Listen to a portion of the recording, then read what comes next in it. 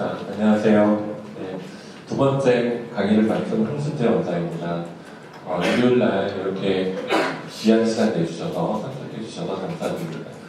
오전 먼저 세션에 이중석 교수님 강의가 너무 인프레시브했습니다. 이렇게 동물 실험이나 임상에서 실제 이런 히스토로지 많은 생각을 하게끔 보여주시니까 역시 대학 교수님들이 깊이도 있고 정말 배울 점이 많다는 생각을 하고 저도 더 열심히 공부해야겠구나 이런 생각을 좀 하게 됐습니다. 지금 이게 없어지면 바로 시작할 텐데요. 자, 저는 일단 제목이 조금 그렇긴 한데 우리가 하는 고리식이 임플란트 주의력을 좀 만드는 측면이 있지 않나 저는 그런 생각을 가끔 합니다. 그리고 어떻게 하면 이제 그런 거를 좀 막을 수 있을까 이런 생각을 하게 됐습니다. 그래서 사실은 학회라든지 이런 데서 강의 시간을 연장자한테 많이 좁아야 30분 주거나 뭐 40분 주는데 이번에는 저한테 강의 시간을 충분히 주셔서 제가 더 책임감을 느끼고 뭔가 좀 준비를 해야겠구나 해서 좀 준비를 해봤습니다. 저는 이 교수님처럼 아카데믹하지 못해가지고 굉장히 인상적인 내용만 이렇게 준비를 했고요. 저는 개인적으로 연자로서 좀 그런 생각을 합니다. 연자는 너무 주관적인 거에 너무 치우쳐도 문제지만 너무 객관화된 강의를 하게 되면 연자가 바뀌어도 내용은 같은 강의가 되더라고요. 너무 일반화된 강의. 그래서 저는 그렇지 않고 여러분 그리고 제가 갖고 있는 고민이라든지 이런 게 뭔가 메시지가 돼서 오늘 얻어가실 수 있는 그런 기회가 됐으면 하는 바람입니다. 다소 그래서 주관적인 생각도 들어가 있기 때문에 조금 받아들이기 어렵거나 생각이 다른 부분이 있을 수 있을 텐데 다소 너그럽게 이렇게 좀 들어주시면 감사하겠습니다.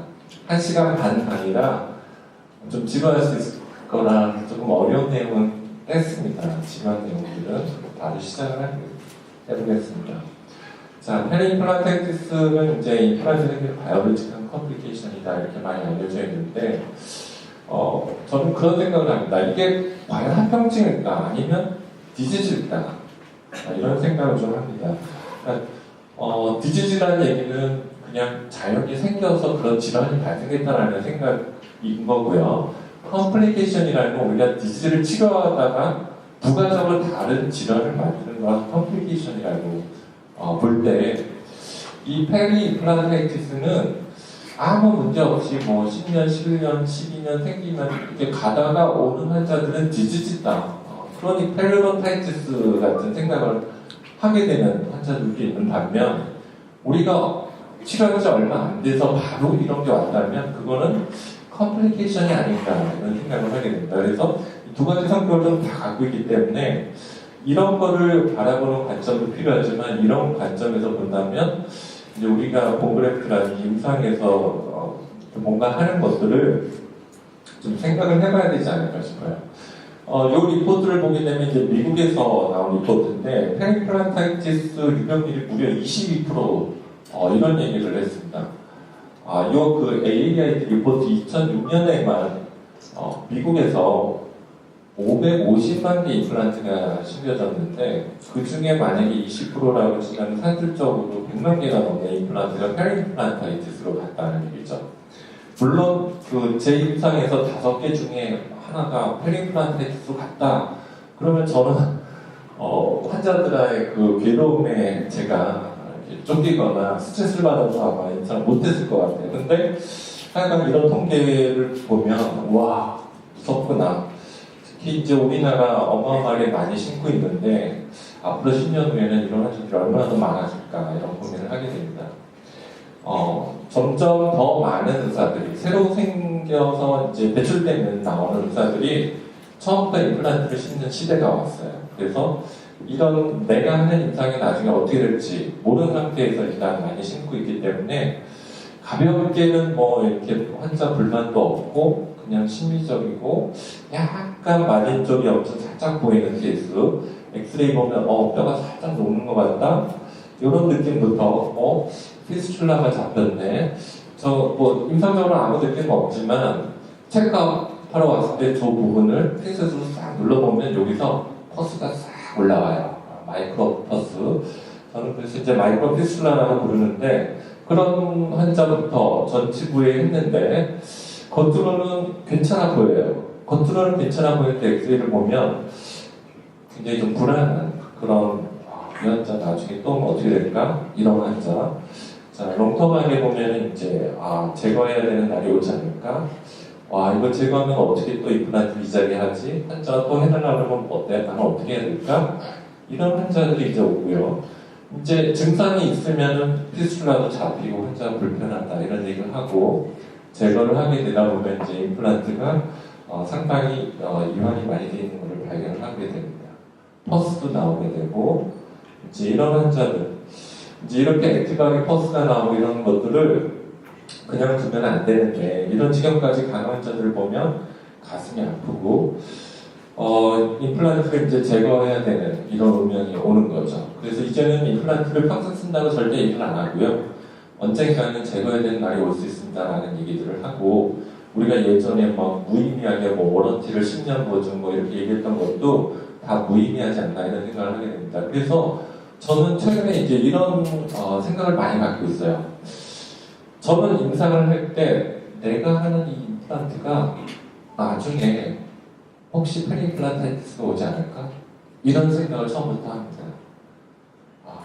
얼마나 의식을 하고 치료를 시작하는가 여기에서 저는 시작이 다르다고 생각해요. 처음부터 그거를 모르거나 아예 무시하거나 하는 것과 처음 시작하는 마인드에서부터 그런 거에 대한 의식을 하고 들어가느냐 여기서 차이가 있지 않을까 생각합니다. 이 페리임플란타이티스를 일으키는 여러 가지 요인들 중에 환자와 관련된 팩터들이 여러 개 있어요. 근데 여기에 있는 팩터들은 우리가 조절할 수 없는 것들이 대부분입니다. 호스트 팩터들은 우리 마음대로 조절하기가 어려운 부분들이 많은데 사실은 우리가 만드는 것들이 더 큰 것 같아요. 제가 보기에 고철적으로는 이 세멘이 정말 치명적인 것 같습니다. 세멘을 남기면 페리임플란타이티스로 가는 고속도로 그냥 망가집니다.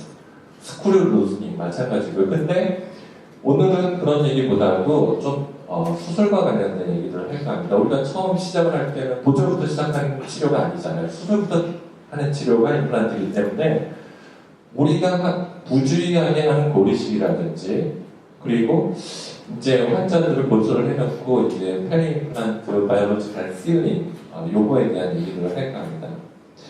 저에게 좀 충격을 줬던 환자 중에 하나예요. 이 환자가 이제 리퍼가 돼서 왔습니다.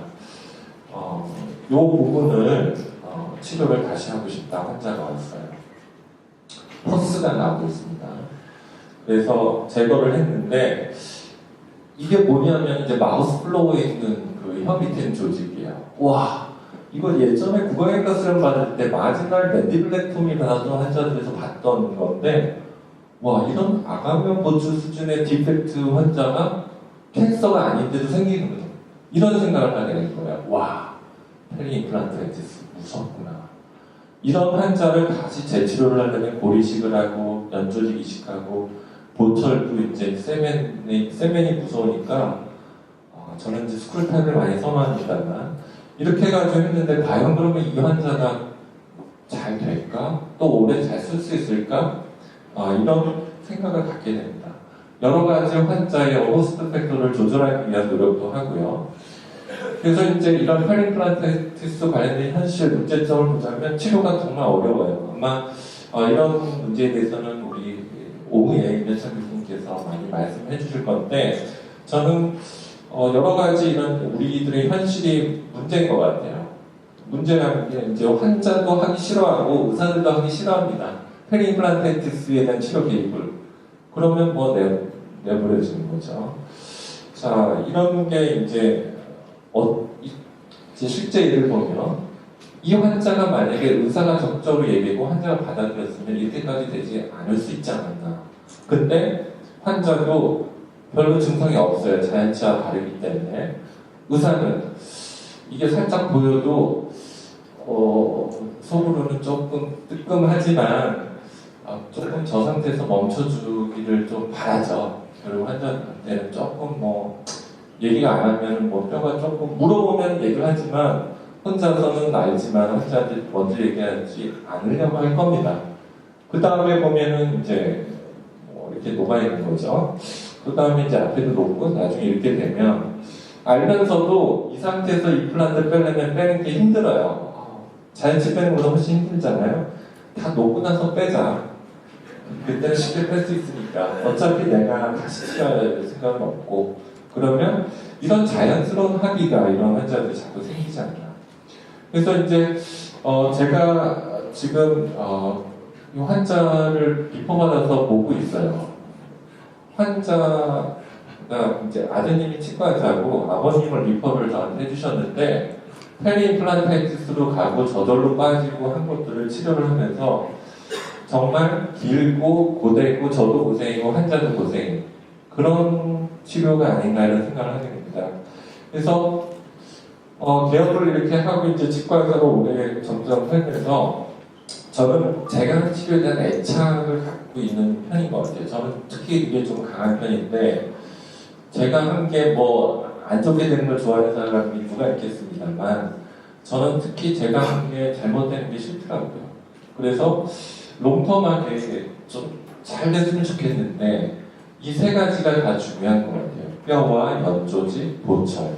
그래서 오늘은 요거는 제가 내용을 빼고 이 두 가지 쪽에 대한 얘기를 오전에 뼈에 대한 얘기를 하고 오후에 연조직에 대한 얘기를 좀 해볼까 합니다. 그래서 제가 제목에 이제 이런 좀 자극적인 제목을 좀 달아봤어요. 조장한다. 별로 긍정적인 게 아닌데 이런 게 전 있다고 봅니다. 한 가지씩 볼게요. 첫 번째, 고리식을 하고 플랩이 벌어진 거. 감염이 되겠죠. 고리식이 계속 흩어져 나오고요. 근데 일부러 다 긁어내지 않고 저절로 아물어져서 대충은 보초는 올리는데 저는 이런 형태의 고리식이 된다면 아마 페리임플란트로 갈 확률이 굉장히 높다고 봅니다. 이거는 처음부터 내가 이거를 만들어가는 시작을 했다. 저는 그렇게 봐요. 이런 케이스들입니다. 전부. 두 번째, 발치 즉시 임플란트 시. 네. 발치 즉시 임플란트가 너무 요새 빈번한 것 같아요. 경험이 많지 않으신 원장님들도 대구치 발주. 왜냐? 원장님 지금 이거 안 심으면요 환자는 저희 집 안 올 수도 있어요. 이런 생각이 너무 사로잡혀 있어요. 그래서 웬만하면 빼고 빨리 해주면 좋은 의사고 우리 한국 문화에서 무조건 빨리빨리 환자는 이거 빼고 언제 이가 생겨요? 서로가 다 빨리빨리를 추구합니다. 그러다 보면 막 무리한 시술을 전 많이 한다고 생각해요. 이런 것들을 또 자랑스러워하고 또 저도 반성을 많이 합니다. 제가 혈기 넘쳤을 때 10년 전만 했을 때는 저도 대구치 발집을 막 하면서 와 되네. 뭐냐면 공격적인 시술 있죠. 이런 것들을 했던 시절이 있어요. 근데 지금 다 후회하고 있습니다. 왜냐하면 발치 즉시 승립이라는 것은 기본적으로 프라이머리 클로저가 어려운 상태예요. 근데 고리시기를 이때 하게 되면 치명적인 감염에 노출이 됩니다. 아무리 내가 발치 즉시 승립을 잘 한다 하더라도 고리식재가 싸다거나 박테리아의 컨타미네이션에 대한 기회가 있다는 거죠. 전치부에는 여러 가지 이유 때문에 저희가 발직을 많이 합니다만 전치부도 발직 한번 잘못했다가 페리임플란타이티스로 가면 감당하기 힘든 케이스들이 생깁니다. 치명적인 거죠. 구치부도 대구치 발칙을 너무 많이 하는 것 같아요. 저도 물론 많이 했습니다만 이 케이스를 한번 보면 이건 제가 한 아티클에서 가져온 케이스입니다. 보면 발칙을 하고 11개월이 됐는데 염증이 왔어요. 엑스레이 보니까 뼈가 녹았죠. 열어보니까 이런 디펙트가 생겨있다는 거죠. 자, 제가 발칙했다가 페리임플란타이티스가 와서 제거했던 환자를 한번 보여드리겠습니다. 이 환자는 저를 10몇 년 동안 쫓아다니고 있는 환자예요. 제가 2005년도에 이런 임플란트들을 다 해드렸는데 여기 그때 짱짱했던 이 37번이 부러져서 오셨습니다. 자, 2010년도에 오셨어요. 제가 이때는 좀 공격적이었던 것 같아요. 그리고 이게 환자를 위하는 일이 아닐까 이런 생각을 했던 것 같습니다. 그래서 열고 발치하고 발집을 하고 고리식을 하고 꺼냈어요. 뭐 이 정도면은 뭐 블러드 클롯이 차고 자연스럽게 연조직이 이렇게 뭐 스틸링이 되면서 임플란트가 성공적이지 않을까. 본초를 올리면서 뭐 조금 뭐 그런가 했지만 제가 설마 이거를 제거하게 될 거라는 생각은 안 했어요. 네. 근데 이 환자가 불과 2년 만에 엑스레이에서 보면 뼈가 녹았습니다. 아 근데 제가 이거를 보고 환자는 별로 별 얘기가 안 했거든요. 제가 환자분한테 너무 미안하더라고요. 보세요. 제가 10년 넘게 했던 임플란트들은 잘 쓰고 있는데 한지 2년도 안 됐는데 임플란트를 빼게 되는 상황은 근데 이거를 더 두면 더 뼈가 녹으면 제 입장이 제가 무덤을 파지 않을까? 아 그래서 용기를 냈습니다. 환자분한테 선생님 지금 뼈가 녹았고 이렇게 되면 문제가 될 것 같습니다. 임플란트를 제거하고 제가 다시 해드려야 될 것 같습니다. 그랬더니 환자분이 그러냐고. 그래서 이제 이분을 하게 됐어요. 근데 이 임플란트는 티슈 레벨 임플란트란 제거도 힘듭니다. 먼저 목을 따야 돼요. 그래서 이 펀넬처럼 벌어진 숄더를 날리고 제거를 했는데 열어보니까 와 여러분들이 펠리 임플란타이티스 환자를 엑스레이에서 본 것보다 열어보면 분명히 놀라실 겁니다. 엑스레이에서 보이는 것보다 뼈가 더 많이 녹은 경우가 대부분이에요. 이때 안 제거를 했으면 내가 다시 심기 어려울 정도로 녹아있더라고요. 그래서 제거를 했습니다. 그래서 이때 제거하고 또 발칙하듯이 제거 즉시 식립을 할까? 예전에도 그런 적도 있었어요. 네, 환자한테 미안하니까 빨리 해주려고. 근데 그런 유혹에서 이제는 그냥 내추럴하게 힐링을 시켰죠. 그렇게 해서 다시 고리식을 하고 이때는 디펙트가 이제 고리식하는 게 겁나서 리모델링의 순환적인 뒤에서 자가골 채취해서 자가고리식만 했습니다. 자 그렇게 하고 나중에 고철을 다시 해드렸습니다.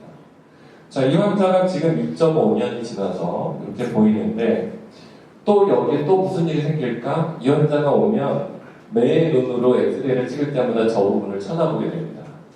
환자가 무슨 얘기를 했냐면 원장님 이거 제거하는 게 자기 지옥에 갔던 것 같다. 제거하는 날 그렇게 자기를 힘들었다는 거죠. 자, 그래서 이 환자는 저랑 아무런 인맥관계도 없고 했는데 저를 15년 이상 쫓아다니는 환자인데 앞으로 이제 또 여기에 문제는 제가 다 케어해야 되는 환자예요. 지금 지방에 계시는 분이시지만 자, 제가 생각하는 세 번째 고리식과 관련해서 펠리임플란테스를 자초하거나 조작하는 고리식 저는 발치와 보존술이라고 생각합니다. 발치와 보존술은 정말 리스키한 것 같아요. 근데 저는 요새 너무 놀라고 있어요. 많은 회사들이 발치와 처치, 발치와를 매니지먼트, 아니 발치와는 그냥 내버려두는 게 뼈가 잘 되는 건데 그거를 우리가 인위적으로 다룬다라는 매니지먼트라는 말을 붙여서 지금 막 그 초빙하기 돈 많이 드는 연자들이 한국에 와서 막 공짜로 강연을 하고 있어요. 로날드 융 같은 사람 비행기 값이랑 호텔 값 해가지고 연자로 초빙하려면 돈 무지 많이 드는데 그런 사람들이 와서 발치와 보존술에 대한 얘기를 하고 있어요. 왜냐? 이런 거를 만드는 회사는 뼈식 상악동 이제 쓸만큼 다 팔리는데 뭔가 시장을 더 개척해야 되거든요. 그러니까 뺄 적부터 뼈식을 더 하게끔 얘네들이 드라이브를 걸고 있지 않나. 저는 그런 생각을 솔직히 하고 있습니다. 저도 발치와 보존술을 했었어요. 2005년도에 VIP 시티 플랫에서 공정고를 넣고 했는데 나중에 열어보니까 와 실망스럽더라고요. 제가 7개월을 기다렸는데 제가 이와 관련된 리포트를 하나만 좀 소개를 해드릴게요.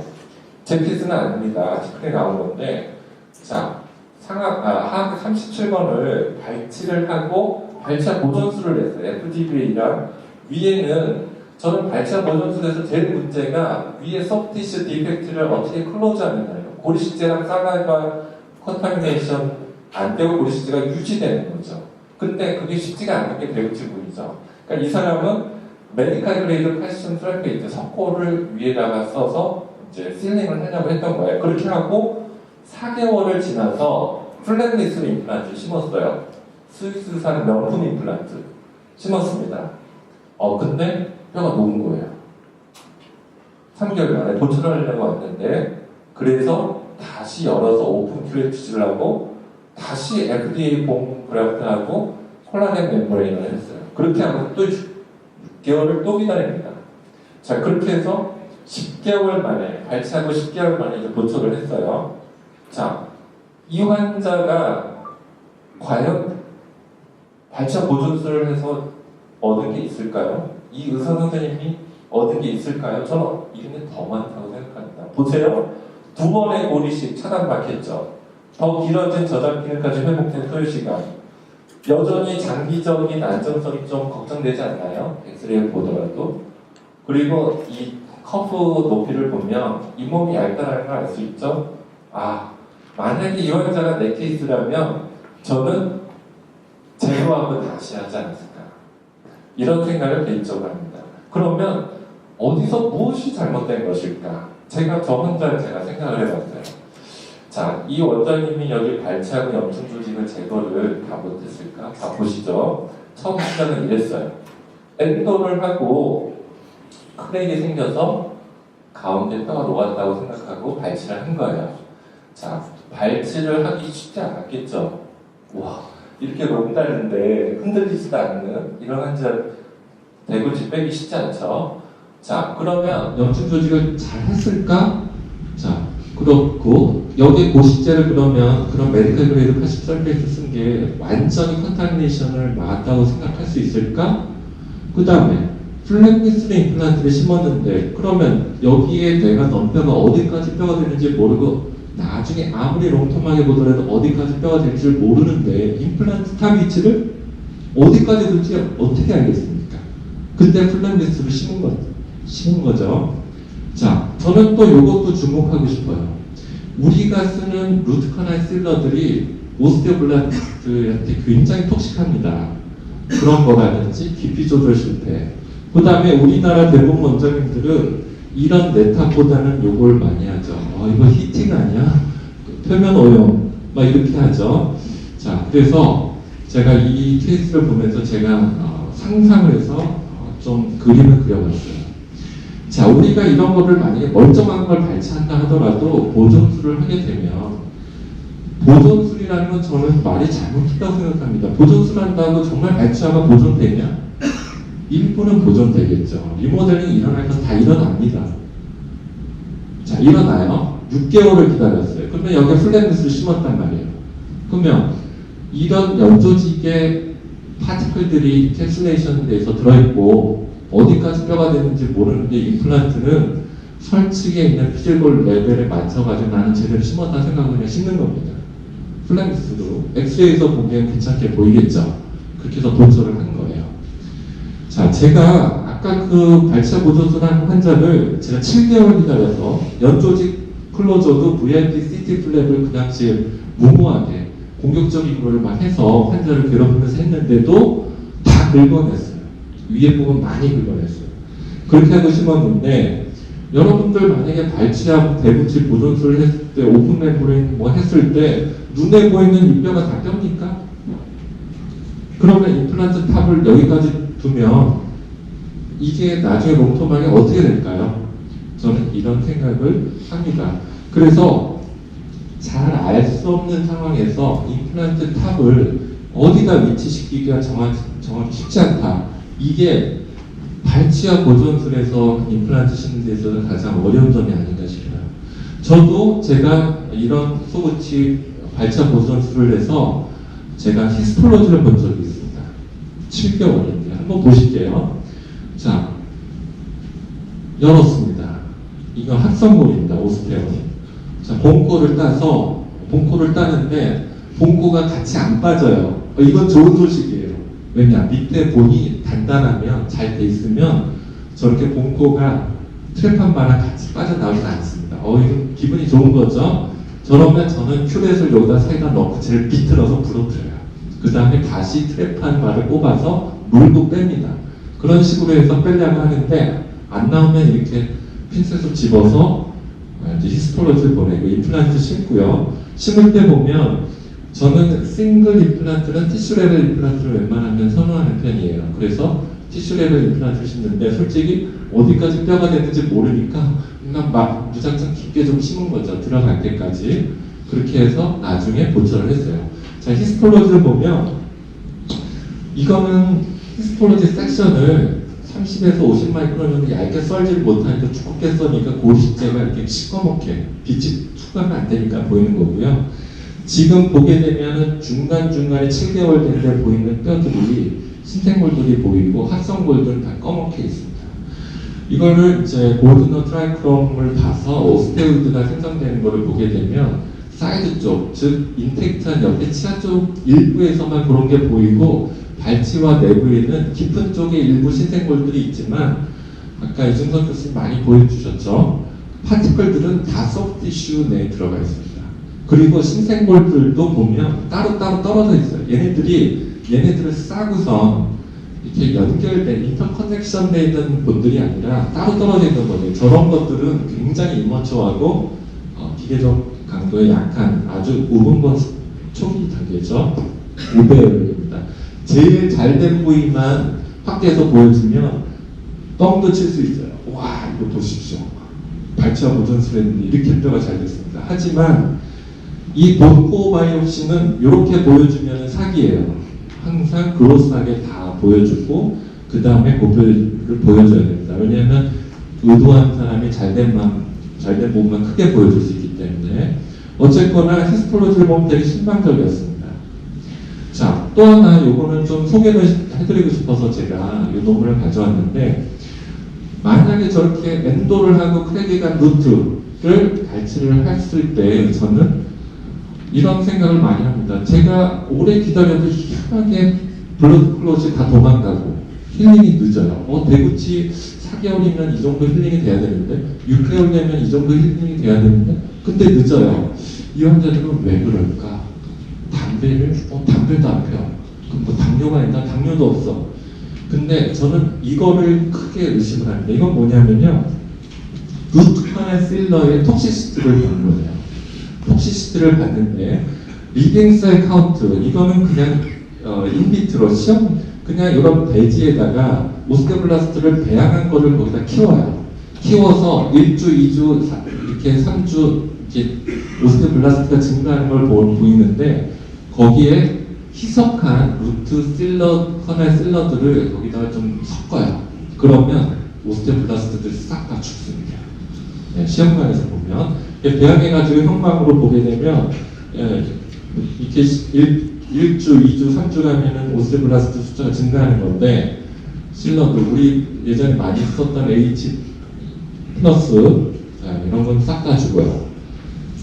자, 이런 것들 그 다음에 요 LDH 요거 리키즈어스라고 요거는 우리가 이제 간 세포가 이제 뭐 알코올리즘이라든지 이러면 파괴되면 간 세포 안에 있는 효소예요. 이 효소들이 이제 이렇게 나오면 저게 디텍트되면 당시 몸에 어디에선가 뭔가가 파괴되고 있구나, 질환이 있습니다, 이런 거를 디텍트하는 그런 건데 이게 이제 우리 몸의 장기 세포의 내부에 많이 있습니다. 그러니까 이게 세포 바깥으로 깨져서 나와서 이 농도가 조직돼 높아졌다는 게 세포 많이 죽고 있다는 얘기예요.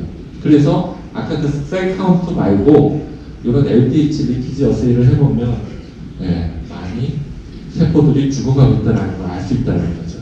자, 그러니까 지금 이런 식으로 여기 뼈가 녹은 게 크랙이 돼서 세균이 침투해서 뼈가 녹았다고만 생각할 게 아니라 루트커넬 실러가 이 발차 소켓에 스며들어서 뼈가 녹았다라고 본다면 발치하자마자 저기다 뼈를 넣으면 루트커넬 실러들이 거기에 잔류가 남아있으면 잘 낫질 않는 거죠. 뼈가 될 수가 없는 거죠. 그리고 발치하 보존술이 아니라 그냥 내버려둬도 발치하기 늦은 거예요. 그러니까 맨날 제가 받는 질문 중에 하나는 원장님, 발치하고 얼마 있다 심으면 될까요? 이거는 수학적으로 정해져 있을 수가 없어요. 케이스마다 다 다르고 관찰을 해봐야 하는 거죠. 근데 하여간 이런 걸 생각한다면 이 케이스가 딱 이것 때문이다, 이거는 그런 의도는 아니지만 우리가 굉장히 조심해야 되지 않나라는 생각입니다. 자, 또 페리플란테이트를 조정하는 고리수 중에 하나가 저는 고리식을 했는데 임플란트 탑 부위의 고라가 되게 불안정하게 된 것들, 이거는 결국 페리플란테이티스로 가는 그런 게 아닌가 이런 생각을 합니다.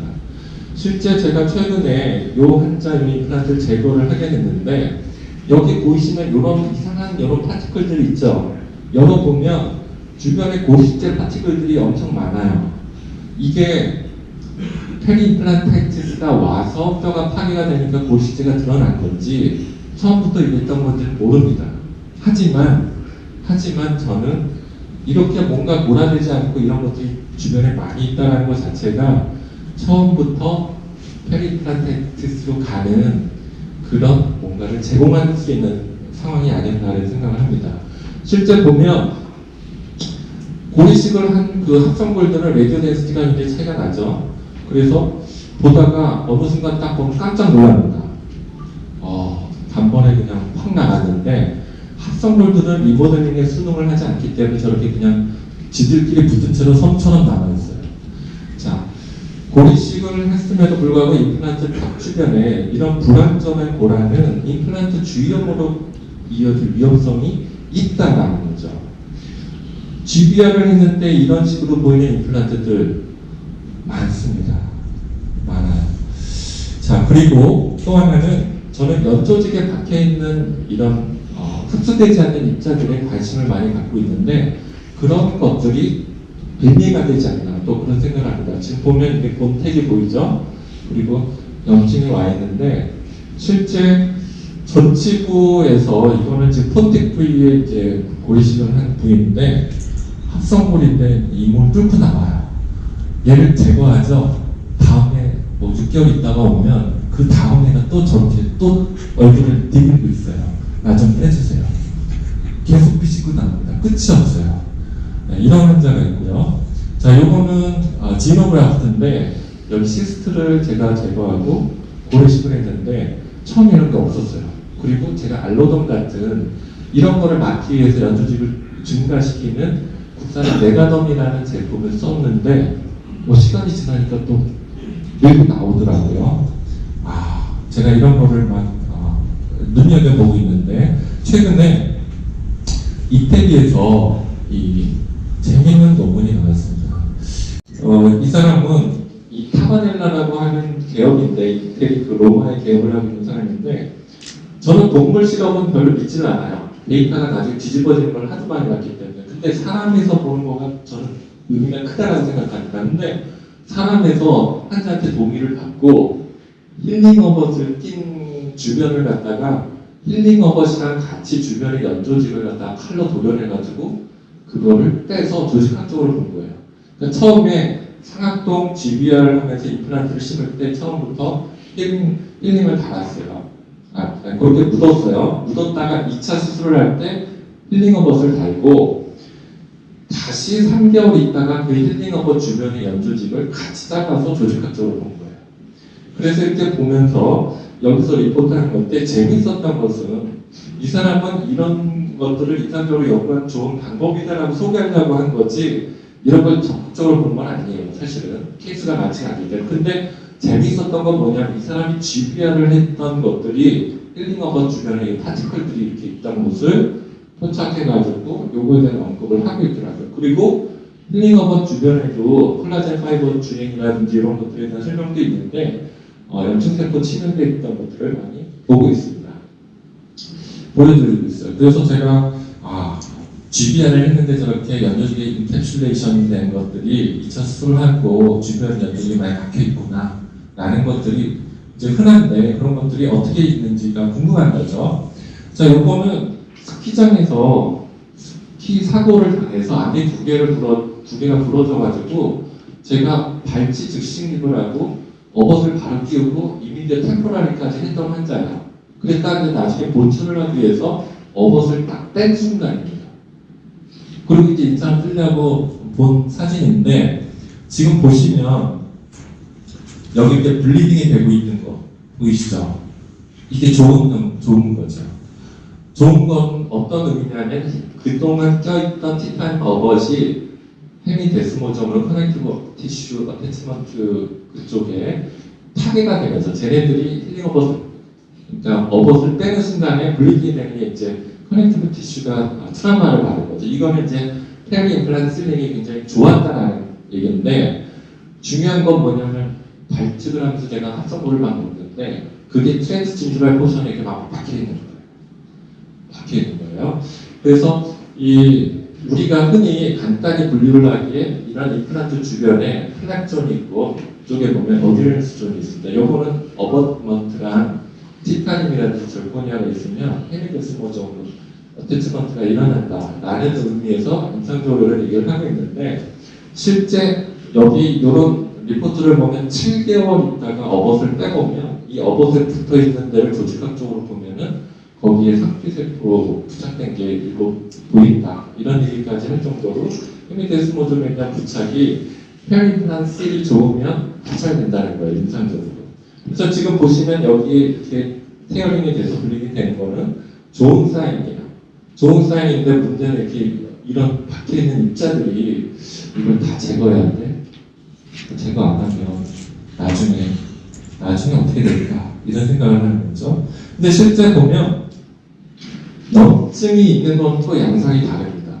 이 두 개의 스프린트돼 있던 임플란트 보처를 제거를 하면서 업옷을 빼봤는데 블리딩이 하나도 안 되죠. 이거는 페리 임플란트 바이올로지컬 실링이 헤미데스모즘 없다는 얘기예요. 그냥 미케니컬하게 있다는 얘기고 여기는 지금 보면 이거는 완전 인플라메이션이죠. 더 심한 인플라메이션, 스크류 루틴이 됐던 환자인데 이런 환자들은 아예 여기가 보면 흐물흐물하고 마이크로 퍼스 같은 게 나오고 이런 디펙트가 보입니다. 자, 우리가 염증이 없다 하더라도 임플란트 주위에 제대로 몰아내지 않은 고리시제가 어떻게 얘네들이 활동하느냐 이게 굉장히 저는 임상적으로 관심이 많은데 엑스레이에서는 이런 고리시제 입자들이 꽤 많이 보이는 게 그럴듯해 보여요. 근데 임상적으로는 아주 쓸데없어요. 뿐만 아니라 기어나와요. 기어나옵니다. 썰코스로도 기어나오고 라비알 쪽으로도 뚫고 나오고 이거는 고리시제 입자의 성상이라든지 바이오로직 비헤이비어가 이런 얇은 잇몸에서 적합하지 않은 리모델링도 안 되고 결국은 이런 것들이 이 임플란트를 페리임플란타이티스로 가게 하는 뭔가의 그런 매개체 역할을 할 수 있지 않나 그런 생각을 합니다. 아까 그 타마넬라 아티클에서 나온 조직학적인 소견인데 여기 보면 염증세포들 치료된 거 보이고요. 이 전부 프리 파티클로 되어 있고 콜라겐 필들이 이렇게 있는 그런 상태들인데 실제 이렇게 뭔가 환자들이 뭐 다른 데서 하고 어떻게 하다 보면 저희 치과로 와서 나 이거를 다시 해달라 막 이러는데 자세히 확대를 해보면 연조직에 뭔가 고식제 입자들이 박혀있는 게 사실 비쳐 보이는 환자들도 있어요. 뭐 엑스레이에서도 보이고요. 염증도 막 생기고 자 그래서 저는 이런 생각을 하고 있습니다. 임플란트 특히 우리가 많이 이런 신고 있는 트랜스진지발 포션에 고라되지 않은 고식제 입자들이 처음에는 당장 문제는 안 됩니다. 근데 뭔가 증폭 인자로 그냥 존재만 하고 있다가 이런 세균에 이제 공격을 받거나 페리 임플란트 바이오로지컬 스틸링이 이제 안 좋아지면은 이제 이런 과정을 거쳐서 파괴로 가지 않나 이런 생각을 하고 있습니다. 그래서 저는 지금 이런 얘기를 누군가 해줬으면 좋겠다. 우리나라 한국의 환자들을 위해서 우리나라 임상의들이 조금 뭐 임플란트 숟가락을 싸게 받고 고리시도를 조금 뭐 안 해도 되는데 조금 볼륨 좀 만들면 필요하지 않을까 해서 숟가락을 그쪽으로 보존하려고 하는 이런 행태들이 남발되면서 지금 이런 양상들이 눈에 너무 많이 보인다. 저는 그런 생각을 합니다. 그래서 저는 결국은 내가 이런 걸 처음부터 시작할 때 의식을 하고 들어가야 된다고 생각해요. 그러려면 원칙에 충실해야 되지 않을까. 그래서 저는 가급적이면 발치하게 되면 뭔가 이유가 있었을 거 아니에요. 그게 치근난 염증이 됐건 치주염이 됐건 포스트 이뮨에 의해서 클리어런스 되는 게 저는 가장 좋다고 봅니다. 그렇게 해서 클리어런스가 되고 연조직이 머추레이션 됐을 때 때를 잘 보고 내가 뼈를 골조성을 해야겠다라는 시기를 정하고 들어가는 거고요. 그때 만든 그래프트는 또다시 펴지거나 하지 않게끔 생각을 잘하고 안정화시켜야 되고 오래 기다려야 되지 않을까 이런 생각을 갖고 있어요. 그러려면 진단 치료 계획이 별로 중요하지 않다고 생각해요. 공격적으로 지금은 안 합니다. 발치유 주식률 예전보다 저는 많이 줄었고요. 좀 천천히 하려고 하고 있습니다. 뭐 저는 제가 기다린다고 해서 이제 뭐 딴 데 가실 분 가십시오 그럽니다. 뭐 자기가 원하는 의사를 선택할 수 있는 환자의 권한이다라고 생각을 합니다. 또 발치와 보존술, 저는 발치와 보존술을 거의 안 하고 있고요. 저는 자연스러운 내추럴 힐링이 소켓 힐링에 가장 중요하다고 생각을 하고 있습니다. 여러분들이 환자를 잡기 위해서, 매출을 올리기 위해서, 뭐 당일, 원데이, 발즈, 디지털, 즉시 로딩 이거는 저는 한마디로 좀 저랑은 맞지 않는 컨셉이라고 생각해요. 서두르거나 안 해도 되는 것은 내가 환자한테 치료한 것에 대한 애착을 갖고 오래 볼 수가 없지 않을까 그런 생각을 합니다. 그리고 GPR에 대한 컨셉도 사람마다 좀 다르겠지만 저는 연조직을 많이 생각합니다. 왜냐하면 페리임플란트 프랙티스는 결국 연조직에서 페리임플란트 바이올로지 실링이 문제이기 때문에 그거가 잘 돼야 되는데 연조직을 얇게 만들고 시간이 갈수록 얇아지게 만드는 그런 GBR의 도구들은 저는 안 맞다고 생각해요. 그래서 뭐 이거는 수술한 원장님이 이런 코너를 좀 더 샤프하지 않게 조심했어야 되는데 뭐 그렇게 생각할 수도 있겠죠. 그러면 이런 데는 봉합이 프라이머리 클로즈를 잘했어야지. 근데 프라이머리 클로즈 잘해도 이런 부위가 생길 수도 있고 멤브레인도 마찬가지입니다. 바이올로지컬하게 상방 연조직으로 가는 블러드 서플라이를 굉장히 저해하는 멤브레인들이 많이 있어요. 그래서 저는 뭐 셀 오클루시브니스라든지 완벽하게 차단하는 이 전통적인 GBR의 어떤 차단막의 역할은 저는 아니라고 생각을 하고 있습니다. 인상적으로. 차단막이 꼭 그런 성질을 가지고 있어야 되느냐 그게 얻는 거가 뼈는 얻을 수 있을지 모르지만 그 다음 일은 더 악화시키는 빌미가 될 수 있다는 생각을 해요. 뭐 수술하다가 처음부터 벌어진 거야 어쩔 수 없는 건데 이거는 제가 한 아티클들을 보다 보니까 클리닉 아티클인데 티타늄 메쉬가 점점 잇몸이 얇아지면서 잇몸 뚫고 나오는 이런 것들 있죠. 이거는 뭐로 설명을 할 거냐는 거죠. 블러드 서플라이를 차단하니까 이런 일이 생기는 거라는 거죠. 열어보면 티타늄 메쉬가 그냥 필수점 쑥 나와요. 저는 회사에서 이런 얘기를 해요. 티타늄 메쉬 제거가 쉽습니다. 그럼 뼈가 안 됐다는 얘기 아닌가? 여러분 어떻게 살짝 벌리고 핀셋을 잡았는데 그 큰 티타늄 메쉬가 쑥 나오겠어요? 제대로 고라가 안 되고 파이브로스하게 인캐슐레이션조차도 인플라메이토리하게 있으니까 그게 쑥 나오는 거죠. 자, 근데 그런 것들이 우리나라에서는 마켓에서 막 드라이브를 거는 거예요. 연자들이 그런 쪽으로 강의도 하고 막 보여줘요. 그러면 막 쓰다 보면 화를 자초하는 거죠. 자, 이제 고리식재 역시 마찬가지라고 생각합니다. 마켓에 너무 많고요. 어떤 것을 쓸까 너무 고민이 많습니다. 답도 없는 것 같고요. 근데 저는 제가 페리오돈탈 디펙트에 써서 반응이 좋은 뼈면 저는 그 뼈에 대해서 긍정적인 생각을 갖게 되는 것 같아요. 예를 들면 이 환자 보면 여기에 엑세스가 잡혀 있는데 열었어요. 치주 수술을 해서 열었는데 테클러스가 있어요. 제거를 하고 대물림을 하는데 그냥 덮으려고 보니까 디펙트가 너무 생길 것 같아요. 전치부에. 그래서 환자분한테 중간에 수술하다가 고리식을 좀 하시는 게 어떻겠냐고 보험으로 적용이 됩니다. 저 환자한테 고리식을 했어요. 근데 이 고리식제가 잇몸 뚫고 나면 어떨까 걱정이 되니까 연조직을 두껍게 하는 성향을 갖고 있는 재료로 카바를 하고 봉합을 했습니다. 이렇게 봉합을 하고 계속 관찰을 하는데 이때 고리식제 입자가 썰커스나 이런 데로 얇은 잇몸으로 슬슬슬 고기를 내민다. 그러면 그 고리식제는 별로 안 좋은 것 같다라는 생각을 하게 되는 거죠. 근데 요거는 굉장히 괜찮더라고요. 대표적인 게 이제 이런 성향들이고요. 그래서 이제 그런 성향들이 왜 중요한지를 제가 한번 요 케이스를 통해서 여러분께 좀 소개를 드리고자 합니다. 55세 여자는 2016년 1월에 오셨는데 환자분이 여기 임플란트랑 뭐 이런 거 상담하러 오셨어요. 그래서 제가 근데 되게 안 좋더라고요.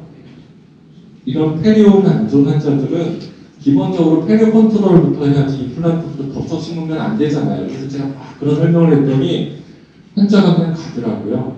안 오더라고요. 그러다가 9개월 됐을 때 환자가 왔어요. 근데 이제 완전히 그냥 페리오가 더 안 좋아졌더라고요. 막 GHR, 모빌리티.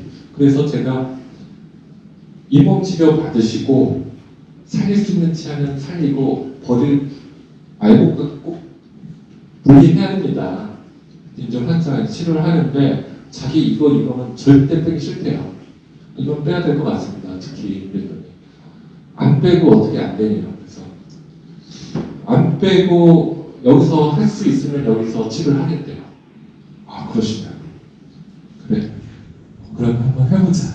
그래서 이제 뺀 것들은 이제 빼기로 하고 이제 루트 뭐 헤미섹션 할 거 하기로 하고 루트 리섹션 할 거 하기로 하고 리엠도 하고 페리 임플란트 치료하고 해서 페리 컨트롤부터 하는데 자 이 부분을 CT로 보게 되면 15번 원심 쪽에 보면 디펙트가 있고 17번 원심 쪽에 보면 페리 임플란트 디펙트가 있어요. 사각동 전반들을 보면 전반이 약간 비루가 되어 있고요. 이 발치도 과연 저거를 발치를 한 원장님이 발치를 제대로 대물림을 했을까 싶을 정도의 어피어런스를 보이고 있었던 거죠. 그러니까 온갖 리스크를 제가 다 안고 치료를 들어가야 되는데 치료를 회료 컨트롤을 하고 하다 보면 이가 다 흔들려서 빠질 것 같고 해서 어쩔 수 없이 지금 이 디펙트, 페리오돈탈 디펙트가 보이는데 포켓이 보이죠? 네, 수술을 바로 하게 됐습니다. 자, 그래서 이 환자의 지금 현재 문제점은 이런 심한 페리오돈타이티스, 그 다음에 이제 잔존물도 없고, 뮤코다 티크닝 있고, 뭐 치아 패솔로직 마이그레이션이 오고 있고, 치료 계획은 오픈 플랫 데브리망을 하고, 16번 임플란트 심으면서 사각동 하고, 15번 원심 데브리망 하면서 이쪽에 페리오돈탈 디펙트를 어떻게 골아낼 수 있게끔 해봐야겠다. 그리고 나중에 얘는 디스탈로 교정을 하고 얘네 둘은 스프린팅을 하겠다. 이렇게 마음 먹고 치료를 들어간 거예요. 리스키하죠. 인섹션 돼 있는 사이트를 고리식음을 해야 되니까 이 상태예요. 지금 보면 다 이런 식으로 페리오가 안 좋은 상태입니다. 이 상태에서 이제 수술을 하게 되는 거예요. 요건 이제 오퍼레이터의 앵글로 여러분들한테 제가 몇 개 슬라이드를 넣어놨습니다. 제 술자의 시야예요. 자, 플랩을 제끼고 이제 이쪽에 데브리망하고 뒤쪽 데브리망 하고요. 보면 골들도 별로 안 좋고 윈도우 열고 저는 이럴 때 이제 PRF에 대한 도움을 많이 받는데 이때 제가 초기입니다.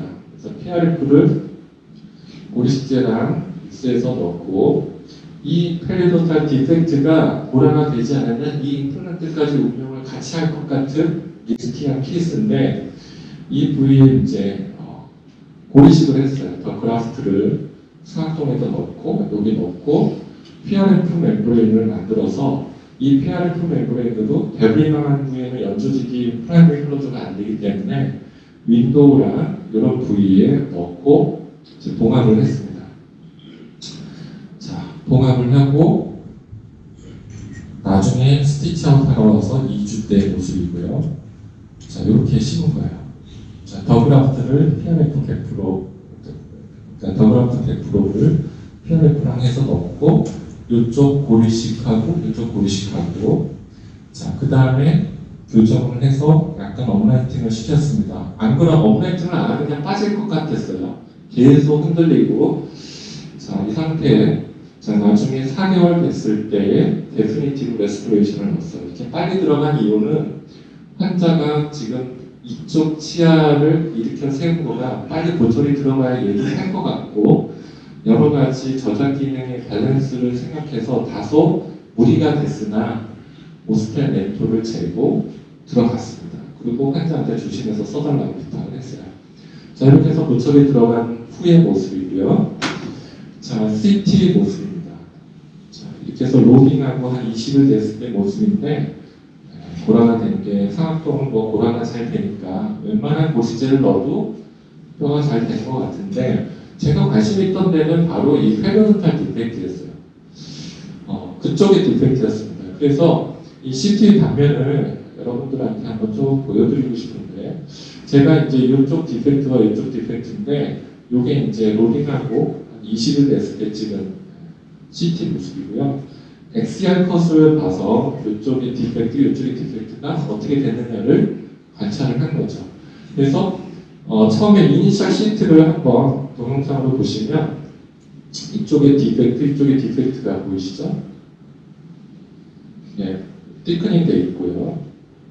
자, 반대편도 뭐 물론 굉장히 안 좋은 상태였는데, 자, 요게 로딩하고 20일 됐을 때 CT 모습입니다. 제가 관심 있던 부위는 이제 이런 부위, 이런 부위. 자, 그래서 다행이다. 앞에 치아도 살릴 수 있고 뒤에 치아도 괜찮은 것 같다라는 임프레션을 받았습니다. 근데 이제 이렇게 하고 이 환자가 잘 안 오더라고요. 팔로우를 안 와요. 그래서 그 다음이 너무나 궁금한데, 이런 데도 많이 깨끗해진 걸 보세요. 오돈토제닉 인펙션 컨트롤만 잘하면 사실은 상악동은 깨끗해진다. 저는 그렇게 생각합니다. 자, 근데 이 환자가 나중에 왔어요. 제가 전화 좀 해보라고. 저 환자 궁금하다. 그래서 실장이 전화를 해서 왔어요. 이제 수술하고 14개월, 1년, 2개월 됐을 때 모습인데, 엑스레이를 보니까 제가 관심 있던 부위가 괜찮더라고요. 네. 그 외에 셀렉티브 루트 리섹션, 헤미섹션 했던 환자, 리에피하고 페리플란테티스 첫째 등 모든 게 페리오가 스테이블해진 게 관찰이 됐습니다. 앞에 스프린팅한 것도 유지 잘 되고 있었고요. 자, 그래서 제가 이 환자의 치료를 경험을 하면서 우리가 사용하는 고올 이식제가 상악동에서 대부분 좋은 결과를 일반적으로 가져오는데, 페리오돈탈 디펙트에 그냥 같이 사용을 했는데 이렇게 결과가 우수하다면 상당히 믿음직하지 않을까 이런 생각을 하게 됐고요.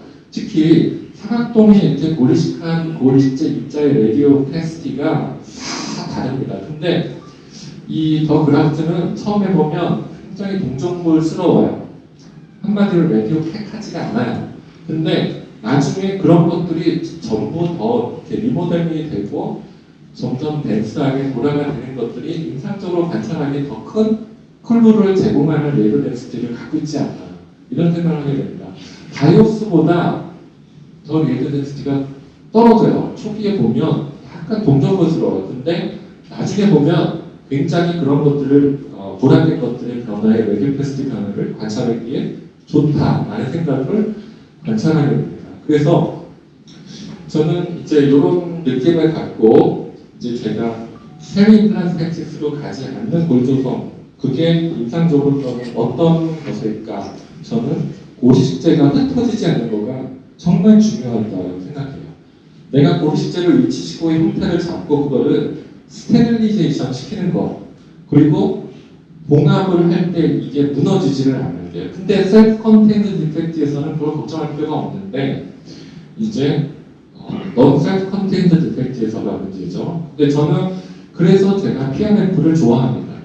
PRF를 쓰면 고리식제 입자들이 서로 이렇게 뭉쳐 있고 잘 흩어지지 않게끔, 그래서 수술이 좀 편해지는 것 같아요.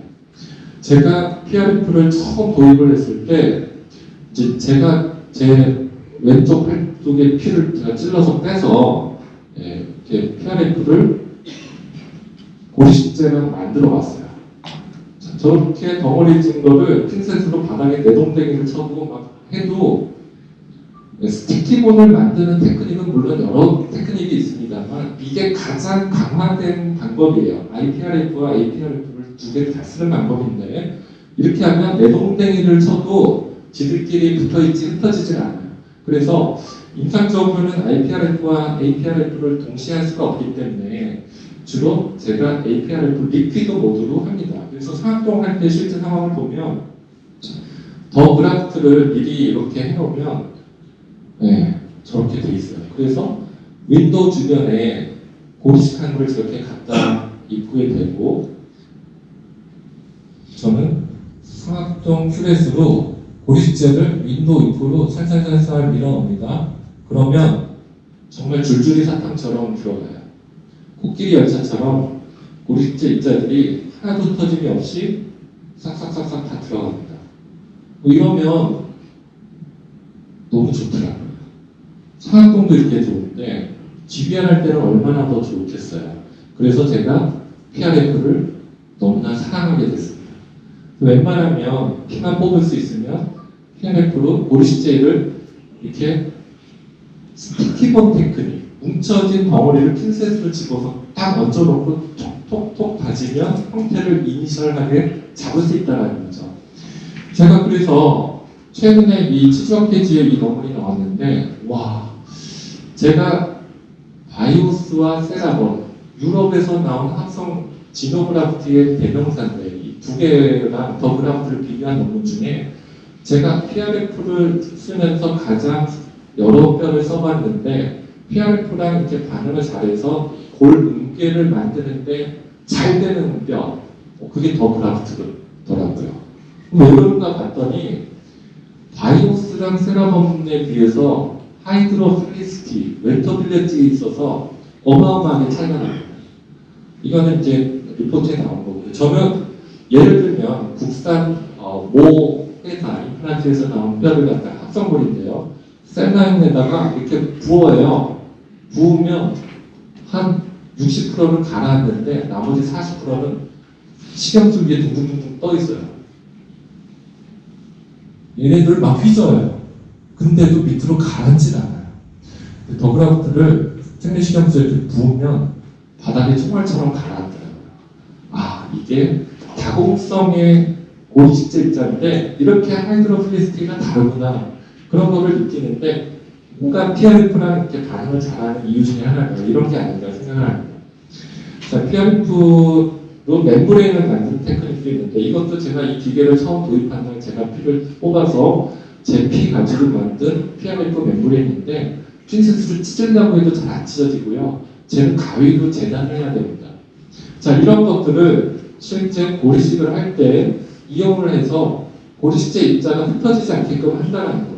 지금 보시면 이런 디펙트인데 플랩을 열고 non-self-contained 디펙트죠. 이런 디펙트에 이제 임플란트를 심고 뒤에서 오토지너스 본을 채취하고 그라프트를 일부 상반에 쌓아 올린 다음에 PRF 멤브레인을 갖고 이렇게 얘네들을 더 한번 안정화시킨 다음에 콜라겐 멤브레인을 대고 봉합을 한다. 이렇게 되면 안정화에 도움이 되지 않나. 나중에 5개월 됐을 때 찍은 시트이고요. 그래서 이런 디펙트에서 고식재 입자의 안정화, 흩어지지 않게끔 하는 노력이 굉장히 중요하다.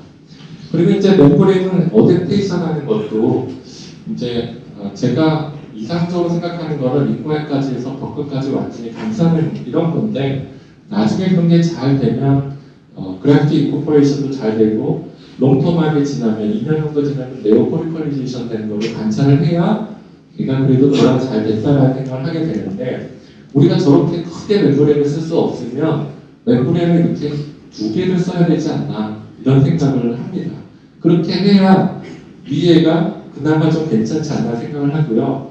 옆에만 되면 정작 봉합을 하고 박테리아가 들어올 수 있는 이 위쪽은 되게 파이브러스 인캐슐레이션 되는 고식재들도 흩어져 있는 것들을 많이 관찰하는 거죠. 저는 이게 파이브로블라스트가 침투하는 것을 막지 못해서의 문제가 아니라 얘네들 입자가 스테빌라이즈 될 수 있는 안정화될 수 있는 것에서 보호를 받지 못한다고 생각을 해요. 그러니까 저는 멤브레인이 하나의 스킨 같이 우리 오랄 뮤코자가 펑션을 하고 말을 하거나 먹을 때 움직이잖아요. 그때 얘네들이 같이 움직이는 것을 막아주는 도자기라고 생각합니다. 하나의 스킨 같은 역할을 하는 거예요. 근데 그런 것에서 임상적 의미를 두지 여기에 파이브로블라스트가 세포, 셀, 오클루시니스가 안 되니까 이쪽으로 침투해서 돌아가 안 됐다? 그런 생각은 하지 않습니다. 또 반대로 우리가 콜라겐 멤브레인을 조금만 더 쓰면 이런 현상도 있죠. 그러면 나중에 보면 이렇게 이쪽으로 빠지더라고요. 이게 뭐냐면 그래프트를 한 거가 스테빌라이즈가 안 됐다는 거예요. ECM의 스테빌리티가 돌아가는 게 중요한데 나중에 열어보면 정작 중요한 부위에서는 볼륨이 부족하거나 이런 일이 벌어진다는 거죠. 제가 미국에서 이렇게 오신 치과 선생님이랑 얘기를 해보면 미국은 합리적이에요. 만약에 차단막을 2개 썼으면 환자한테 2개 값을 차지합니다. 우리나라는 2개를 쓰건 큰 거 쓰건 하나 쓰건 고리식 뭐 비용 얼마 50만 원 뭐 이렇게 딱 정해놓고 그렇게 하죠. 그러면 그렇게 정해놓고 하면 더 안 쓰려고들 하는 거죠. 그러다 보니까 이렇게 고리식제 안정화되는데 소홀한 지비약이 많이 있지 않나 이런 생각을 합니다. 그래서 뭐 요거는 그냥 예시로 슈터를 쓰던가 본텍을 쓰거나 해서 여러 가지 이런 그래프트 스테빌리제이션 하는 것들을 생각을 해주셔야 되지 않을까 그런 생각을 합니다. 멤브레인을 안 쓰시는 원장님들도 많으세요. 근데 그게 꼭 고라가 안 되냐? 고라 잘 되는 케이스 많이 있죠. 근데 고라가 안 되거나 형태가 좀 무너지는 게 대부분인 것 같은데 특히 셀프 컨테인트 디펙트에서 그렇다는 거죠. 만약에 이런 데 아무리 잘 쌓아 올려도 봉합하고 시간이 지나면 형태는 이렇게 무너집니다. 그리고 위에는 파이브러스 인캡슐레이션 되어 있는 입자들이 있고 정작 중요한 데는 뼈가 얇고 쓸데없는 데가 두꺼워지는 거죠. 그래서 중요한 거는 이런 임플란트 탑 부위에서의 고갈되지 않은 입자를 최소화하고 고리식제 형태를 안정하는 게 이런 골 조성에서 중요한 포인트가 아닐까 그런 생각을 해서 그림을 제가 이렇게 만들어 봤습니다. 실제 임상 사례들을 한번 볼게요. 지금 이 환자는 이 부위를 이제 치료를 하러 다른 치과 선생님한테 리퍼를 받았습니다. 여기 루치아나 모빌리티 3고 인펙션되어 있던 프리몰라가 있어서 2개를 제거를 했는데 5개월을 기다렸다가 저한테 리퍼가 돼서 왔어요. 그래서 이런 상태였습니다. 이제 CT를 보면 실제 그 디펙트보다는 CT에서 더 과장되게 디펙트가 보여요. 그러니까 이렇게 실제 뼈가 많이 없는 건 아닌데 CT는 그렇습니다. 그래서 너무 이제 이 영상에 쫄지 말아야 되는데 자 일단 분석을 해보니까 팔라탈 쪽에 디펙트가 더 보이고 있고요. 뒤쪽 이제 5번짜리 식물 부위는 잔전골이 좀 부족했습니다. 그래서 상악동을 같이 해야 되지 않을까 싶어서 플랩을 열고 디펙트를 보고요. 자, 이건 역시 오퍼레이터의 앵글입니다. 여러분들이 수술을 한다고 생각하고 이게 견치고 여기 4번, 5번을 심는다. 이렇게 생각을 하시면 되겠고요. 지금 보시면 이 디펙트는 팔라탈 뼈가 없고 버컬 뼈가 없는 상태고요. 자, 팔라탈 없고 버컬도 없죠. 자, 교환면에서 바라본 사진을 보면 내부가 다 비어있더라고요. 이게 5개월을 기다려도 이렇게 내부가 전혀 고라가 안 되고 비어있다는 얘기는 이제 호스트 팩터인 것 같습니다. 정말. 자, 윈도우를 열고 자, 임플란트 2개를 심었습니다. 이때 임플란트 2개가 붙으면 망하는 거죠. 그러니까 이제 예민해져요. 쟤네들을 붙으면 안 되는데. 근데 또 얘 치근이 가까우니까 얘가 이쪽으로 붙는 데는 한계가 있죠. 그리고 고정이 잘 나와야 돼요. 근데 더 어려운 거는 임플란트 탑 레벨이죠. 어디까지 임플란트 탑을 도와줄까? 무작정 깊게 넣으면 나중에는 볼철할 때 다 포켓이 되니까 그러면 내가 여기까지 뼈를 만들 수 있을 자신이 있는 부위에 대한 임프레션을 갖고 거기에서는 탑을 멈추고 그 다음부터는 지비알로 가야 되는 거죠. 그럼 디펙트를 잘 봐야 되는데 플라탈 디펙트, 버컬 디펙트, 갭 디펙트가 있어요. 자, 고정은 여기 내부가 비어있기 때문에 좀 긴 임플란트로 간신히 얻었는데 디펙트가 플라탈, 버칼. 자, 이 상태에서 상악동 일단 먼저 고리시켰고요. 플라탈, 페로스탈 포켓에 오래 지속 유지된다는 크로스링킹이 케미칼하게 많이 되는 멤브레인을 먼저 넣고 PRF로 더그라프트를 뭉친 거를 이 위에 얹어 놓습니다. 모양을 잡고 그 다음에 추가적으로 리조오멘테이션 좀 더 하고 염조직을 조금 더 두껍게 하는 쪽에 더 의미를 두는 쪽에 멤브레인이에요. 요거를 위치를 시키고 봉합을 했습니다. 자, 이렇게 해서 봉합을 해서 3주 돼서 스티치아웃을 하러 왔을 텐데 매트리스 수출을 하면 스티치아웃 할 때가 너무 괴로워요. 어렵습니다. 스티치아웃 하기가. 그래서 스티치 커터를 쓰고 있고요. 자, 여기 수수료 CT 모습이고, 자, 이렇게 해서 이제 4개월 돼서 힐링이 되고, 나중에 2차 수술을 하고 연조직 처치를 했습니다. 이 연조직 처치 내용은 제 오후 강의에 어떻게 뭘 했는지에 대한 건 보여드리겠습니다. 자, 그렇게 해서 2차 수술할 때 연조직 처치하고 보철을 완성했습니다. 자, 비포 애프터 CT인데 여기서 이제 단면을 좀 볼게요. 이쪽 4번 자리가 되게 안 좋았죠. 거기에 임플란트를 심었는데, 자, 수술 직후에 찍은 CT고요. 자, 요게 나중에 1년 3개월 됐을 때 CT 모습입니다. 그래서 요것들을 이제 매칭을 해보면 이제 네오포리칼리제이션 됐다고 생각되는 부위가 이런 부위가 될 거라고 생각이 들고요. 그것들을 단면을 이게 술전이고 이게 애프터인데 이렇게 비교를 해볼 수가 있었던 것 같습니다. 엑시알에서도 비교를 해보면 엑시알에서 보면 이쪽에 디펙트, 이렇게 디펙트가 있었죠. 토아키스를 좀 보겠습니다. 연조직 처치랑 이런 거는 좀 이따가 또 보여드리겠습니다. 자, 이 환자는 펠리임플란타이티스로 임플란트를 제거를 받으셨던 분이세요. 그래서 이 환자를 의뢰해 주셨던 원장님 제거를 하셨는데 저한테 문의를 주셨습니다. 이렇게 제거했는데 이제 어떻게 하면 좋을까요? 그래서 제가 답변을 요거 발치하시고요, 요 GBR 하시고요, 임플란트 2개 심으시면 될 것 같습니다. 그랬더니 네, 알겠습니다. 그런데 한동안 연락이 없었어요. 그래서 이제 하셨나 보다 그랬는데 다시 연락이 왔어요. 파노라마를 다시 보내면서 한참 지났는데 도저히 엄두가 안 난다고 하시더라고요. 그러면서 요거 하나를 더 발치를 하셨다. 요거까지 되니까 이제 환자랑 조금 관계가 안 좋아지셔서 저한테 의뢰를 하셨습니다. 그래서 이제 여기 마찬가지로 이제 상하게 4, 5번 자리입니다.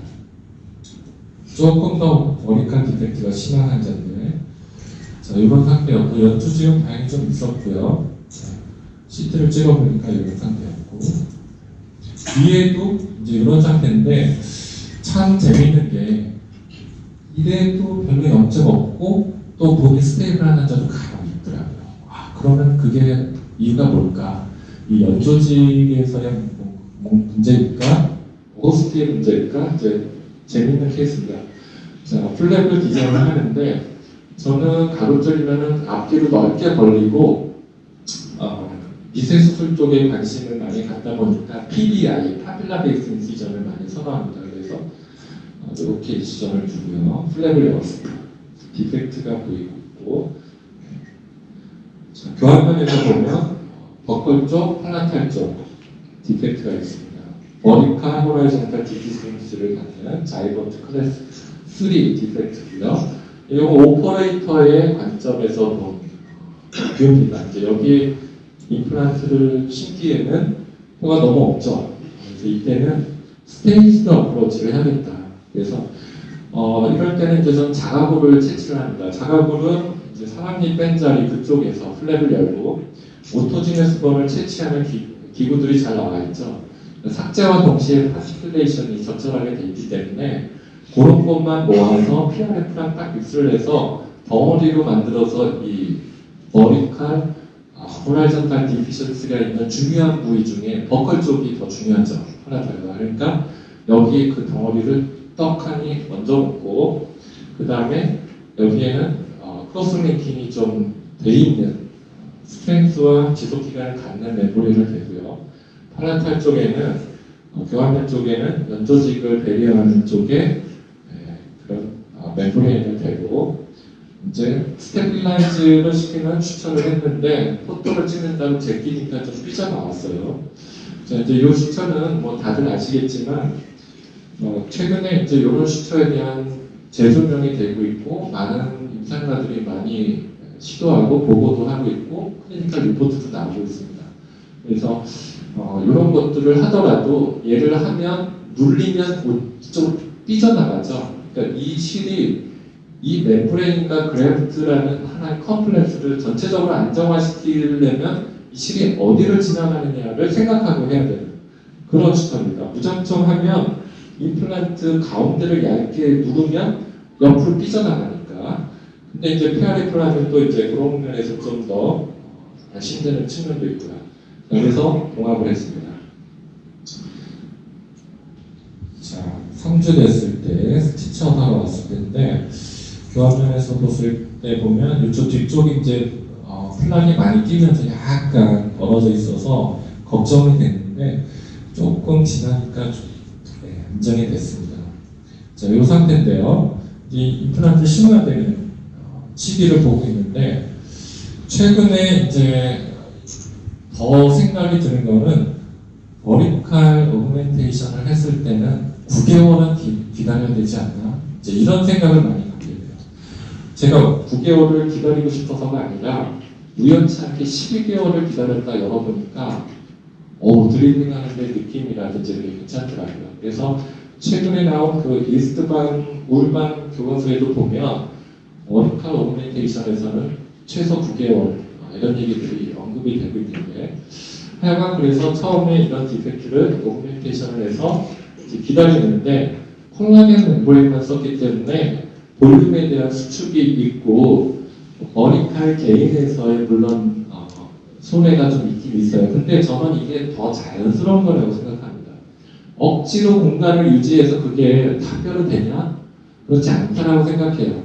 시간이 지나면서 우리 몸이 이렇게 반응하고 싶으면 이렇게 가도록 해줘야 되지 않을까?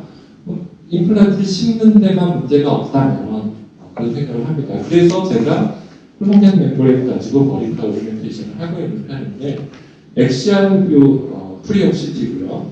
이게 이미디 포스트옵시티고 요게 이제 임플란트를 심기 전에 대략 시기를 보기 위해서 6개월 때 촬영을 시킵니다. 그 단면 중에 하나씩만 비교를 해보면 술전, 이미디트 포스트옵 6개월 됐을 때 모습인데 비교적 이 형태라든지 이 디펙트가 임플란트를 심을 수 있는 그런 양상으로 자리를 잡고 있구나 라는 클리니컬 임프레션을 갖게 됐습니다. 이제 심는 거는 조금만 더 기다렸다 심어야겠다. 이제 엑시알 뷰 말고 세지탈도 한번 비교를 해봤는데요.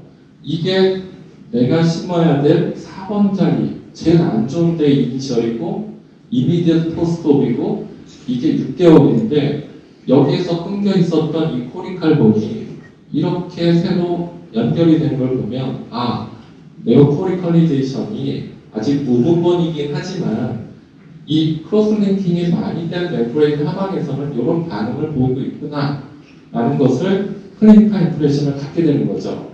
팔라탈 쪽은 약간은 그런 크로스링킹이 된 부위랑은 그냥 메가덤 같은 알로덤 같은 연조직 친화 쪽에 더 무게가 실린 멤브레인 거랑 또 다릅니다. 그래서 이런 것도 관찰해보면 되게 재밌는 것 같아요. 자, 3D CT를 일단 단면을 보면 3D를 또 한번 쳐다봐서 머릿속에 이미지를 넣어야죠. 임플란트 심어야 되니까. 그래서 입체적인 이미지를 넣고 비교를 해봤고 이제 수술로 들어가는 날짜를 이제 잡아서 대략 9개월이 조금 안 됐을 때 임플란트를 심기 위해서 이제 들어갔어요. 자, 이때 플랩을 이제 여는데 대부분 풀 시크니스로 열어서 뼈가 잘 됐습니다 라는 것을 보여주려고 우리나라 한국 연자들, 외국 연자들이 그래왔던 것 같아요. 근데 저는 풀 시크니스로 이런 데를 여는 거는 고라가 되는 온고잉 프로세스를 방해하지 않나 그런 생각을 합니다. 그래서 이 환자는 제가 풀 시크니스로 연 게 아니라 파샬 티크니스로 열었어요. 파샬 티크니스로 열어서 지금 보시면 이 부분에 있는 이런 약간 연조직 수렴거로 골반을 남기려고 합니다. 그래서 약간 골반을 남긴 상태에서 인셜 드리빙을 하고 패스핀을 꼽아서 2개 임플란트가 붙으면 또 망하죠.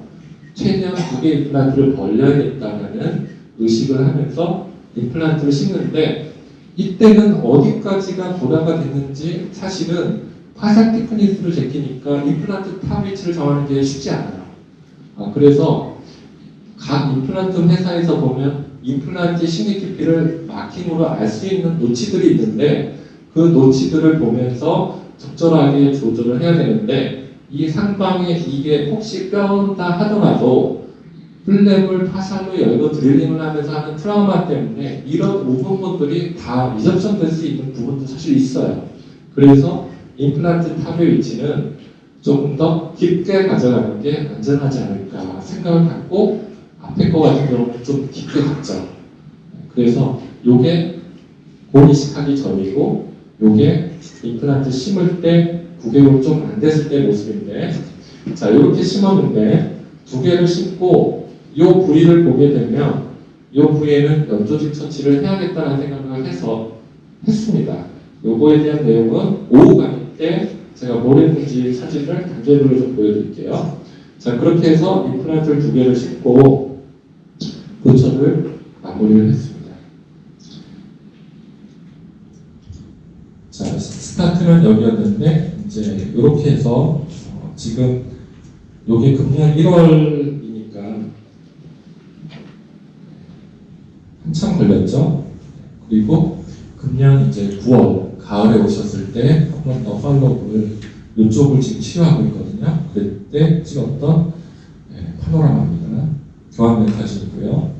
자 그래서 로딩하고 9개월 됐을 때 보면 약간 리세션이 온 거를 관찰할 수 있고요. 이거 역시 저는 스크류 타입으로 교체를 했습니다. 자 그래서 이제 정리를 하자면 페리임플란타티스 예방을 염두한 확실한 골 조정에서 중요한 거는 저는 저의 어떤 성향인데 저는 포스트 이뮨에 의한 클리어런스를 더 믿는다. 그리고 연조직의 머추레이션 시기를 보고 수술 들어가는데 가급적이면 그래프트 멤브레인 컴플렉스를 스테빌라이즈를 시키는 거를 중시하고 있고 그래프트 인코퍼레이션이라든지 네오포리칼리제이션 이런 것들에 대한 힌트를 발견을 했을 때까지 충분히 기다린다. 이런 생각이고요. 그래서 실제 원장님들이 GBR 때 저도 마찬가지입니다만 가장 스트레스를 받는 순간이 봉합하기 직전에 봉합을 하려다 보면 얘네들이 다 무너지고 흩어지고 움직이고 하는 거죠. 그것들을 잘 극복하는 게 정말 어려운 일인 것 같아요. 그러면서 봉합을 잘 해야겠죠. 자, 그래서 고리식에 대한 내용은 여기까지 하면서 마치겠습니다.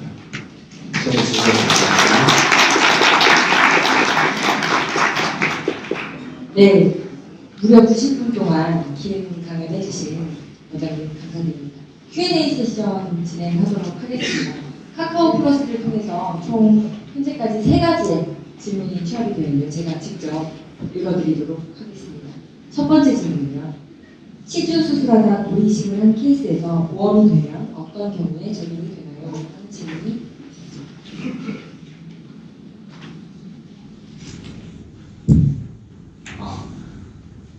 그 제가 잘 모르겠습니다. 저런 치료는요, 저는 보험 처분을 안 합니다.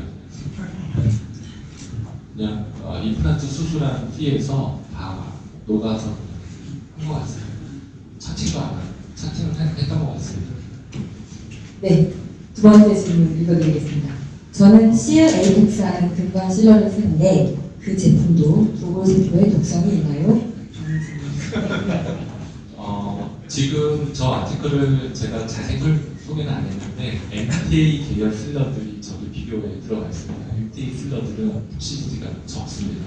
없진 않고요.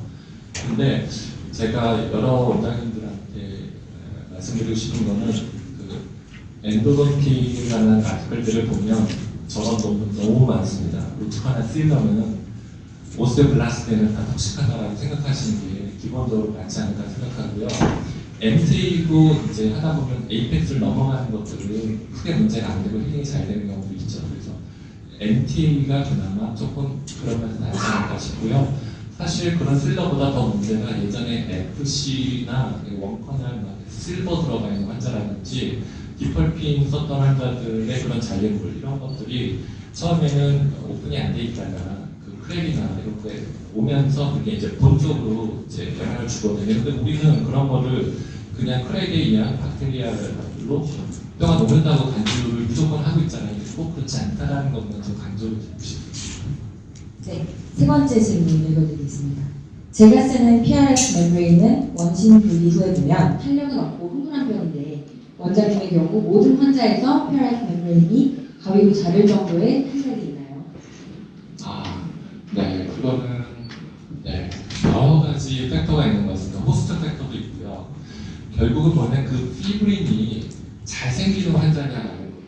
피브린이 그러니까 그 환자의 헤모스타시스가 워낙이 캐스케이드가 잘 발휘가 되고 여러 팩터들이 잘 그 당시에 또 그런 것이 이루어지는 환자냐 그래서 환자마다 약간 다르긴 합니다. 근데 저는 중요한 거는 뭐냐면 블러드 컬렉션하는 테크닉이 중요하다고 생각해요. 블러드를 게이지를 굵은 걸 써가지고 빨리 빼서 빨리 돌려야 됩니다. 피를 천천히 빼면요, PRF 그 시험관 테스트 튜브 내에서 이미 피브린이 형성이 되고 있어요. 그래서 돌려봐야 이미 된 거는 멤브레인처럼 압축이 되지 않습니다. 그래서 피브린이 생기기 이전에 피를 빨리 뽑아서 그래서 제가 하는 테크닉을 보면 제가 보통 4개를 뽑으면요, APRF 4개를 뽑는다 그러면 APRF 리퀴드 모드로 만장처럼 때 5분을 돌리고 2개는 빼서 걔는 뼈만 있으려면 거기서 피브린이 굳으면서 응계를 만들고요. 나머지 2개는 밸런스 튜브를 더 넣어서 더 8분까지 돌립니다. 그러면 시험관 내에서 피브린이 다 굳어요. 그 굳은 거를 나중에 압축을 해서 이제 만드는 거예요. 근데 그 타이밍이 중요한 거예요. 타이밍이랑 그 기계, 조건 이런 거에 대한 공부가 많이 필요한데 그런 아티클이나 교과서를 보면 우리가 생각하는 그런 시험관 돌려서 뭐 다 똑같은 거 아니야? 안 똑같습니다. 그래비티, 시간, 거기서 발생하는 열, 진동 이런 거에 대한 거 다 고려해야 되는데 이제 그런 것들을 좀 감안해야 되겠고요. 물론 호스트 팩터에 따라서도 차이가 있는 건 사실입니다.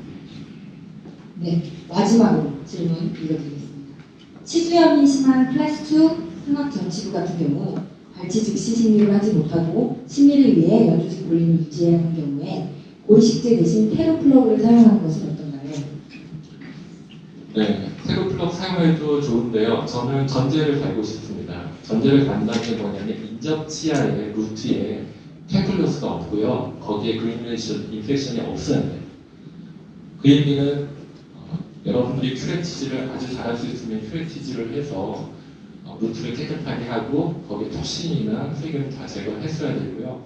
저는 솔직히 다 플랩을 엽니다.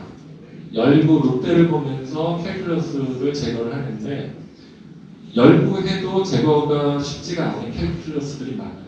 그래서 치주 전공한 원장님들은 텍타일 센스로 썰커스로 넣어서 큐레티지를 하면서 이 루트의 캘큘러스가 어디에 있는지 다 느끼시죠? 근데 저는 그 내공이 없습니다. 그래서 플랩을 많이 열어서 다 눈으로 보고 제거하고 그 다음에 발진하게 된다 그러면 그때 만약에 넣겠죠. 근데 그렇게 열었으면 열 때 발치를 해버리게 되는 상황이 결국 온다는 거예요. 그래서 저는 개인적으로는 그렇게 연조직을 보존하기 위해서 해야 되는 그런 경우들은 아까 제가 보여드렸던 것처럼 레비안 쪽만 디펙트가 있고 캘큘러스가 있는 환자들 있죠. TFO를 받아서 그쪽에 페르멘탈 바이오로지가 시링이 깨져서 캘큘러스가 침투됐고 팔라탈본이 인텍트하다면 아비안만 열어서 저런 거는 뭔가 조절을 할 수가 있어요. 그러니까 GTR 개념인데 그렇지 않고 주변 치아가 다 모빌리티 있고 캘큘러스 있고 인펙션 있고 염증이 있는데 흔들리는 고치하면서 딱 발치하고 거기에 테로플러그를 넣는다? 그거는 저는 개인적으로 좀 좋지 않은 생각이라고 생각합니다. 네, 카카오 플러스를 통해서 취합된 질문은 여기까지고요. 혹시 질문이 더 있으신 분은 손을 들어주시면 시간 관계상 2분 정도만 질문을 더 받도록 하겠습니다. 혹시 질문 있으신가요? 질문 없으시면 네, 홍순재 원장님 오전 강연에 대한 Q&A 세션은 여기까지 진행하도록 하겠습니다. 혹시 질문 있으세요? 네. 예, 강의 잘 들었습니다. 아까 전에 리치 오브메이크션 할 때 동종볼을 그냥 PRF를 써서 예, 리치 오브메이크션을 하신 걸 봤는데 동종볼 같은 경우는 이제 흡수가 되는 상황이 있어서 이렇게 그 볼륨을 유지하는 데 좀 불리하다고 생각을 했었는데 이렇게 PRF를 써서 이렇게 스티키하게 만들면 그런 볼륨 유지하는 데 또 동종볼이 그런 약점이 좀 많이 보완이 되는지 네, 알고 싶습니다. 네, 제가 보여준 케이스에서는 동성골은 쓰지는 않았고요. 자가골이랑 이제 지노그라프트, 더그라프트 컨비네이션을 썼습니다. 근데 만약 동성골이다 쓴다 하면 PRF랑 썼을 때 조금 이득이 있을까 이제 이런 질문이신 거잖아요. 근데 저는 우리 몸에